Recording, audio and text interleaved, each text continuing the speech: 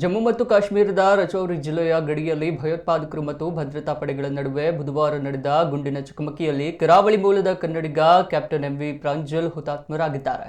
63 ರಾಷ್ಟ್ರೀಯ ರೈಫಲ್ಸ್ನ captain MV Pranjal MRPL ಮಾಜಿ ನಿರ್ದೇಶಕ ಎಂ ವೆಂಕಟೇಶ್ ಅವರ ಪುತ್ರ. ಎಂಆರ್ಪಿಎಲ್ನ ದೆಹಲಿ ಪಬ್ಲಿಕ್ ಸ್ಕೂಲ್ ಹಳೆ ವಿದ್ಯಾರ್ಥಿಯಾಗಿದ್ದು 2 ವರ್ಷಗಳ ಹಿಂದೆಯಷ್ಟೇ ಪ್ರಾಂಜಲ್ ದಾಂಪತ್ಯ ಜೀವನಕ್ಕೆ ಕಾಲಿಟ್ಟಿದ್ರು. ಪ್ರಾಂಜಲ್ ಓದಿದ್ದ ಎಂಆರ್ಪಿಎಲ್ ಡೆಲ್ಲಿ ಶಾಲೆಗೆ ಇಂದು ರಜೆ ಘೋಷಿಸಲಾಗಿದೆ.